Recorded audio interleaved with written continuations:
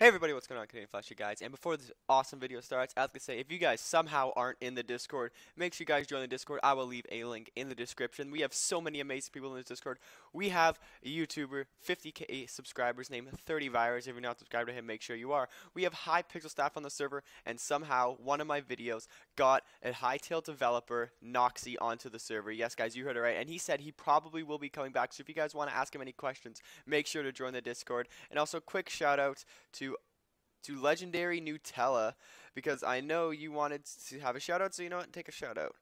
You know, oh, I don't even know how to spell his name, but you know, I think it's underscore legendary Nutella. Yeah, there it is. There you go. Shout out. Oh yeah. Boom, there's a shout out. So if you guys aren't on Discord, make sure you join it, and I'll see you guys in the theory. Okay, everybody, so before I start saying the theory, I just want to say this is a theory, and none of this is facts. It's just what I would want to see, or how I would like the Hytale story to go. So other than that, just please don't make this as facts and you know all that stuff. And also, if you're not subscribed, make sure you subscribe, comment, and share if you guys really enjoy this. So let's get into the video. If you guys just get ready for this video, make sure just close your eyes, relax. I don't know, do whatever you want to make you relax, because this is gonna get intense.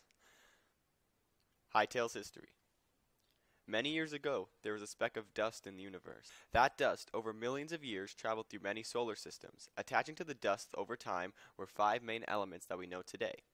Those elements are wind, earth, lightning, water, and fire, not realizing that with all this light comes with great darkness. All these elements fused together to create an all-powerful being named Gaia. Gaia was the only existing being in the universe. Gaia felt lonely. So she decided to use all 5 of her elements to create a planet with many biomes and zones named Orbis. This planet was beautiful, with its high mountains and deep oceans. Gaia wasn't satisfied with her creation, so she started to create other life forms. Gaia created 2 beings named Tessa and Kyros. Gaia taught Tessa and Kyros how to master the 5 elements and use their new abilities to create other life in the universe. They created everything from Quebecs to piranhas. While the 3 of them were satisfied with their doings, they decided to create other planets to make more life on. Tessa, with the help of Gaia, created a planet with the 5 elements named Numdrazzle. This planet was beautiful, with its white structures and spectacular wildlife. Gaia gave Tessa the power to do whatever she wants to do on this planet. Gaia and Kyros created a planet named Nexus, which was also beautiful. The planet had the highest mountains and the deepest seas. Once again, Gaia gave Kyros control of the planet. All 3 remained in control of these planets for centuries, until one day Gaia was giving her children a rating on their planets to see who was doing a better job.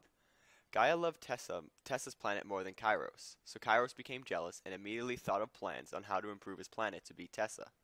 One night, after Kyros finally gave up brainstorming ideas on how to beat Tessa, he heard a voice. This voice was so faint that Kyros can barely make out what it said. Kyros got out of his house and started making his way to the voice. As he got closer to the voice became louder and louder and more clear. At this point, Kyros was able to hear what the voice said. All he heard was, "I have what you seek, Kyros." Kyros saw that his voice was coming from a small crack in the ground. Kyros, using his earth abilities, opened the ground so he can go down into it. While Kyros made his way into a small cave, he heard the voice say, "Let me use your power to defeat Tessa." Kyros, at this point, was willing to beat Tessa at any cost. The voice told Kyros that his name was Varen, and that he only needs to take control of Kyros for a split second to make his planet beautiful. Kyros thought that since it was a split second, nothing bad could happen. Kyros shook on it. Kyros allowed Varen to take control of his body, and Varen did, and he did much more than take over his body.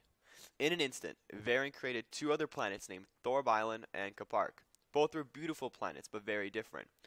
Thorb Island was a fire planet, and Kapark was an all-sand planet.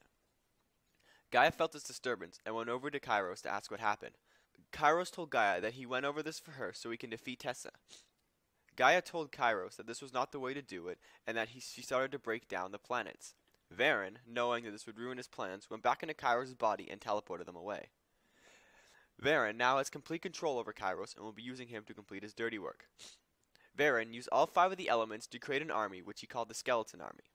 Varen also created sharks, void eyes, skaraks, krakens, goblins, dragons, and swamp creatures, and cave dinosaurs. Varen created all these creatures and placed them on Orbis and Numdrazzle to wreak havoc amongst the wildlife. Gaia, on the other hand, was not having any of this.